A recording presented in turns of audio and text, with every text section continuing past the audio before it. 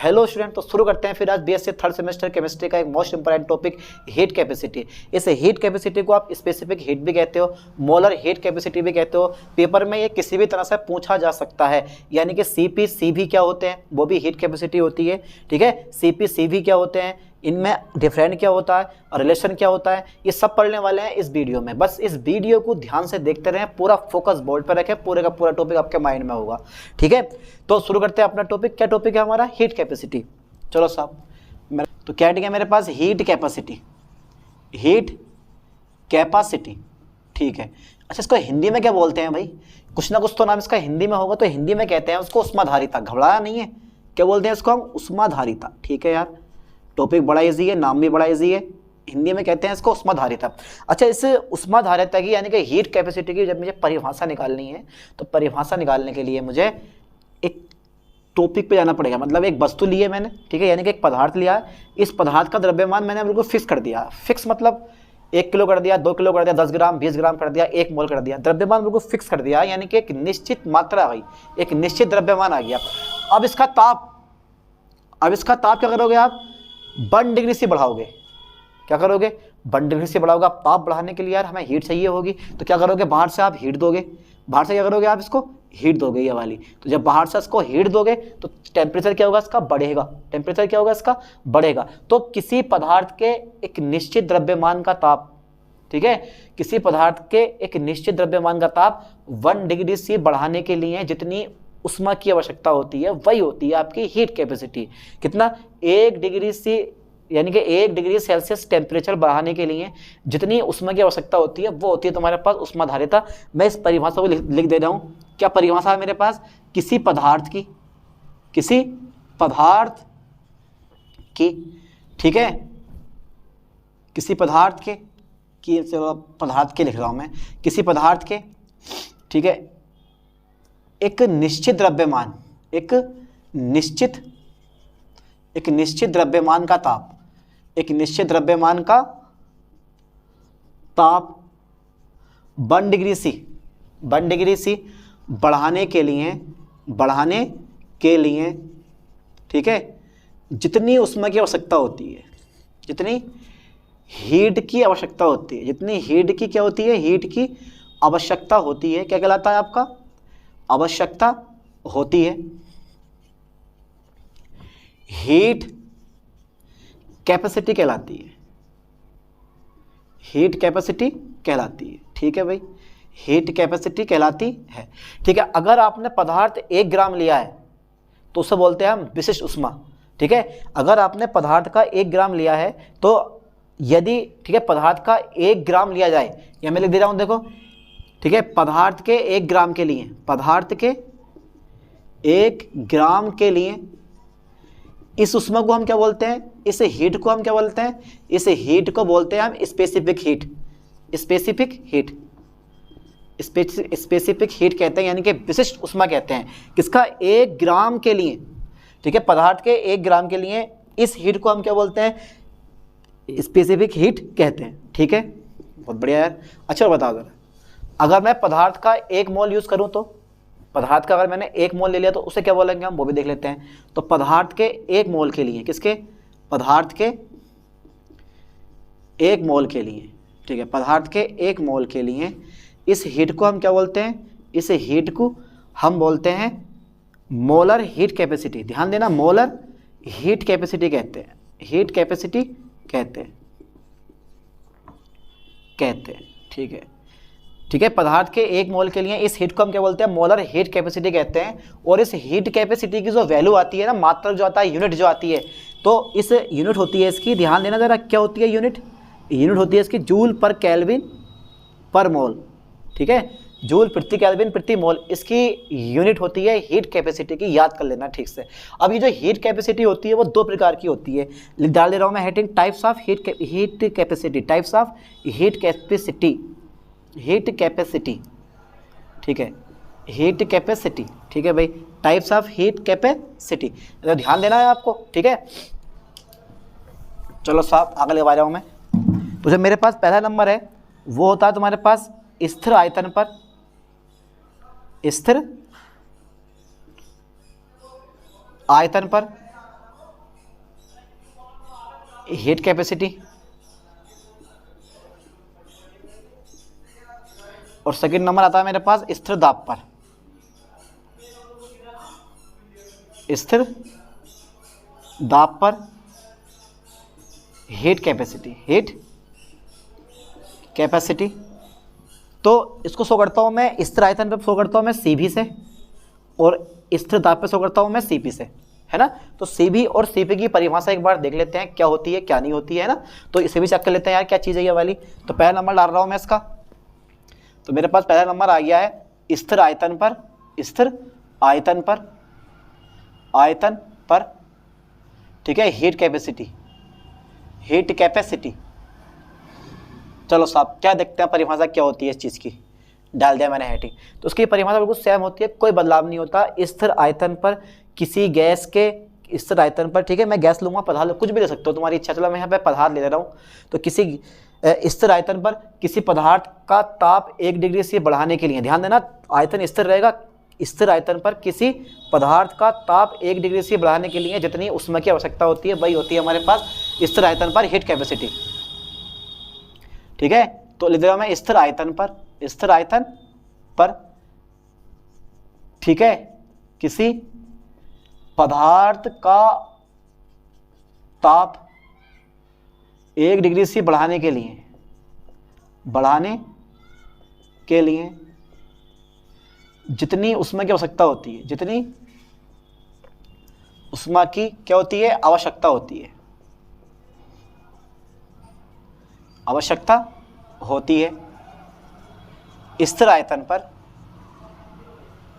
स्थिर आयतन पर हीट कैपेसिटी कहलाती है, हीट कैपेसिटी कहलाती है, ठीक है।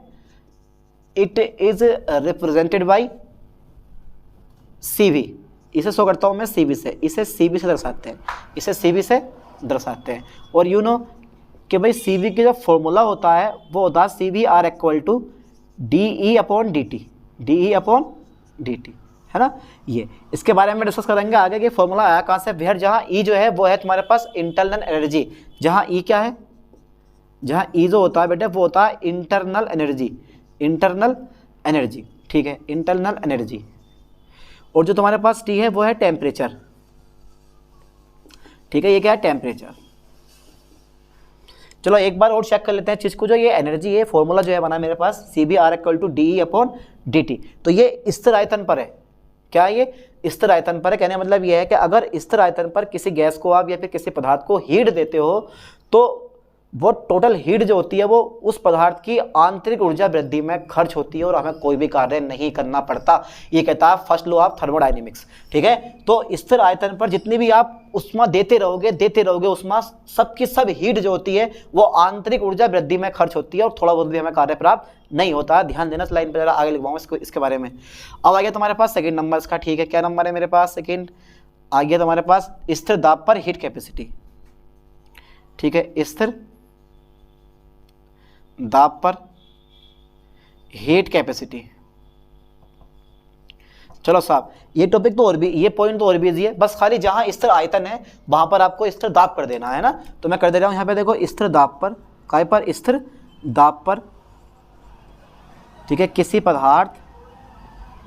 पदार्थ का ताप 1 डिग्री से बढ़ाने के लिए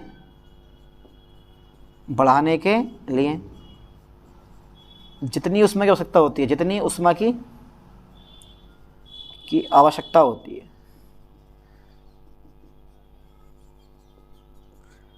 है, ठीक है, स्थिर दाब पर हीट कैपेसिटी कहलाती है, हीट कैपेसिटी कहलाती है ना। इसे शो करता हूं मैं Cp से, इसे Cp से दर्शाते हैं, लो साहब इसे Cp से दर्शाते हैं। तो CPR इक्वल टू होता है DH/dt, ठीक है। अब ये DH क्या है यहाँ, ये जहाँ जो H है ना बेटे, वो जो H होता है ये वाला, जहाँ H क्या है, ये जो H है इसको बोलते हैं एंथैल्पी, एंथैल्पी, ठीक है, ये एंथैल्पी होती है। H4 होता है एंथैल्पी। इसका फॉर्मूला क्या होता है वो अभी इसी वीडियो में आगे देखते हैं अभी, ठीक है। तो CPR इक्वल टू हो गया DH/dt, ठीक है। तो यहाँ क्या होता है कि अगर स्थिर आयतन पर, अगर स्थिर दाब पर आप किसी गैस को उष्मा देते हो, ध्यान देना, स्थिर दाब पर अगर आप किसी गैस को उष्मा देते हो तो ये जो उष्मा होती है, उष्मा दो भागों में खर्च होती है, एक तो आंतरिक ऊर्जा वृद्धि में और दूसरा होता है कार्य करने में, गैस द्वारा किया गया कार्य, ठीक है। ध्यान देना, स्थिर दाब पर जब आप किसी पदार्थ को हीट दोगे तो दो भागों में खर्च होगी, एक तो आंतरिक ऊर्जा वृद्धि में और दूसरा उस पदार्थ द्वारा किए गए कार्य में, ठीक है। तो यहाँ तक का स्क्रीनशॉट लें। इसके बाद देखते हैं CV और CP में क्या रिलेशन आता है ना, उतारो उसको।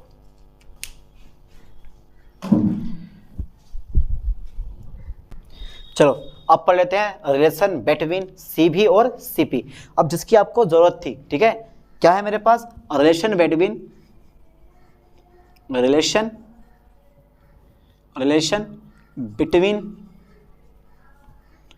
CP and CV। दोनों में कौन बड़ा है, CP बड़ा है या CV बड़ा है? तो यहाँ जो बड़ा होता है ना वो CP बड़ा होता है। किससे? CV से। बताऊंगा अभी आगे क्यों बड़ा होता है, CP बड़ा है या CV बड़ा है ना, दोनों में से CP बड़ा होता है CV से। अब फिलहाल तो ये पढ़ रहे हैं हम relation between CP and CV। पढ़ना इसको एक बार, ठीक है, चलो पढ़ के देखते हैं एक बार। तो सबसे पहले देखो मेरे पास जो पॉइंट आता है, जो मैंने तुम्हें लिखवाया है कि CV की जो वैल्यू आई है वो कौन सी आई है, लिख दे रहा हूँ मैं यहाँ पे, यानी कि स्थिर आयतन पर,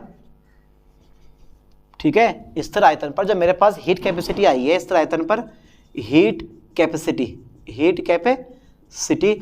यानी कि CV की जो वैल्यू आई है वो आई है DE/dt, ठीक है। इक्वेशन नंबर फर्स्ट हो गया, ठीक है। अब अगर मैं लूँ तो स्थिर दाब पर आ गया हमारे पास, स्थिर दाब पर जो मेरे पास ये हीट कैपेसिटी आती है वो कितनी आती है, एक बार वो भी चेक कर लेते हैं। तो हीट कैपेसिटी आती है यार CPR इक्वल टू DH/dt, यही तो DH/dt। देखो कितना इजी टॉपिक है यार ये, इस टॉपिक को जरा समझो ठीक से, बड़ा इजी टॉपिक आ गया। CV और CP की वैल्यू निकल के हमारे पास, ठीक है। अब जहाँ मेरे पास V है, जहाँ H जो है ना बेचारा, वो H इक्वल टू होता है E+PV। कितना होता है? E+PV। ध्यान देना, H बराबर हो गया E+PV। इस पर पूरी तरह से कंप्लीट फोकस करो कि H क्या है, ये एंथैल्पी होती है, और जो ये आपके पास एंथैल्पी होती है H, वो बराबर होती है E+P/V के, है ना, PV। अब देखो फॉर आइडियल गैसेस, यानी कि आदर्श गैस के लिए, अच्छा ये बताओ, अगर आपके पास गैस कैसी मान लो, अगर मैंने गैस को क्या मान लिया, आइडियल मान लिया, ठीक है। तो अगर मेरे पास गैस आदर्श है तो आदर्श गैस के लिए इक्वेशन आती है PV बराबर nRT। कितनी आती है? P बराबर nRT। आ गई P बराबर nRT, ठीक है, P बराबर nRT। बट यू नो कि PV इक्वल टू ये क्या, 1 मोल है, तो ये तुम्हारे पास n मोल है, विलय के n मोल है। अब अगर मैं मोलों की संख्या 1 मान लूँ तो मेरे पास P बराबर हो जाएगा RT, और n इक्वल टू मैंने मान लिया कितना, 1। क्यों माना मैंने? क्योंकि यहाँ मैंने मान लिया कि n बराबर 1 मोल है, और जो जितने भी तुम्हारे पास मोलर हीट कैपेसिटी होती है, यानी कि हीट कैपेसिटी होती है, वो या तो 1 ग्राम के लिए लागू होगी या फिर 1 मोल के लिए लागू होगी। तो मैंने उसी लिए क्या लिया, 1 मोल लिया है ना। तो अब समीकरण देखो, सवाल लो 3। तो फ्रॉम इक्वेशन थर्ड,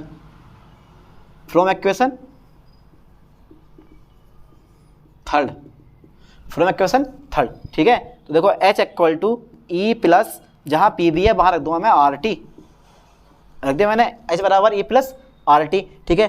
दोनों पक्षों का यानी कि T के सापेक्ष कर दो अवकलन, T के सापेक्ष करने पर, अवकलन करने पर, चलो मैं कर रहा हूँ, T के सापेक्ष अवकलन करने पर, तो कर दो मेरे जरा अवकलन। तो DH/dt हो जाएगा मेरे पास कितना, DE/dt प्लस R कॉन्स्टेंट है, DT/dt, है ना। तो dt से dt मेरे पास कट गया, ये प्लस वाला जो इधर का काय में आ जाएगा, माइनस में आ जाएगा, तो यह क्या, DH/dt माइनस क्या आ जाएगा मेरे पास डेटा, माइनस DE/dt बराबर हो गया R, है ना, हो गया R। अब देखो from equation first and second, अब जहाँ DE/dt है वहाँ रख दो आप CP, जहाँ DH/dt है वहाँ रखो CP, और जहाँ DE/dt है वहाँ रखो CV। तो फ्रॉम इक्वेशन देखो, फ्रॉम इक्वेशन,